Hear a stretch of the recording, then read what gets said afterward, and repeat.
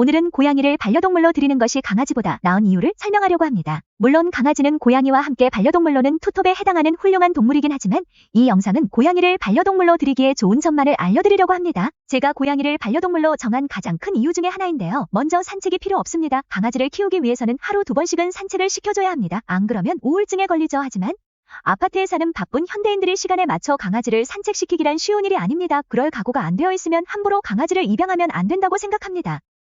아니, 그 대신 고양이는 놀아줘야 하지 않나요? 물론 그렇습니다. 하지만 저 같은 집돌이에게는 고양이와 놀아주는 것은 별로 힘든 일은 아니죠. 두 번째 이유가 그것입니다. 고양이는 놀아주기도 쉽고 심지어 혼자서도 잘 놉니다. 비싼 장난감을 사주지 않아도 실타래, 케이블 타이, 볼펜 이런 것들만 있어도 충분히 장난감이 됩니다. 세 번째는 미용이 필요 없습니다. 강아지를 키우는 사람들을 보면 정기적으로 미용 비용을 지불하거나 시간을 들여 털 관리를 해주는 경우가 많습니다. 고양이는 그럴 필요가 없죠. 강아지는 미용을 안 하면 털이 엉겨붙어서 보기가 안 좋지만 고양이는 그러지 않아도 항상 귀여운 모습 그대로입니다. 그래도 고양이는 목욕시키기가 힘들잖아요. 막 핥히고. 물론 고양이는 물을 싫어해서 목욕시키기가 어렵습니다. 하지만 외출을 안 하기도 하지만 무엇보다 스스로 그루밍을 하면서 관리를 합니다. 그래서 한 달에 한두 번만 해도 충분하다고 하는 전문가도 있습니다. 즉, 네 번째 이유로 오히려 목욕시키는 부담이 덜하다는 점입니다. 다섯 번째 이유로는 건강입니다. 앞서 말한 그루밍은 단지 청결만을 유지하는 것이 아닌 체온을 조절하고 혈액순환을 돕는 역할도 합니다. 그 때문에 고양이들은 동물병원에 갈 일이 강아지보다 현저하게 적습니다. 물론 그렇다고 아프지 않는다는 것은 아니니 집사로서 꾸준한 관찰이 필요합니다. 여섯 번째 이유로는 소음입니다. 제가 반려동물로 고양이를 택한 두 번째로 큰 이유인데요. 강아지는 성대 수술을 하지 않는 이상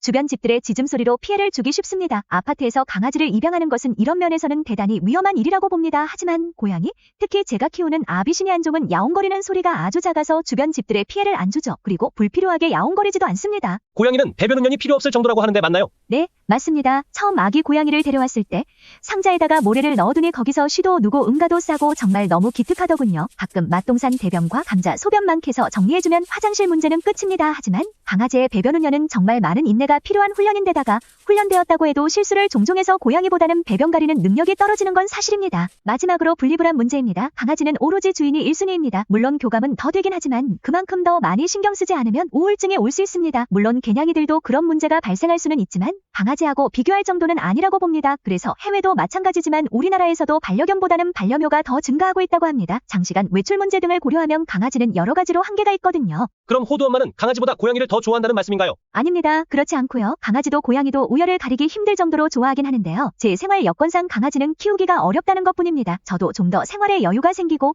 전원주택으로 이사를 가면 꼭 강아지를 키울 거예요. 그때까지는 우리 고양이 호두만 바라보고 살려고요. 이상 강아지보다 고양이를 반려동물로 들이기 나온 이유였습니다.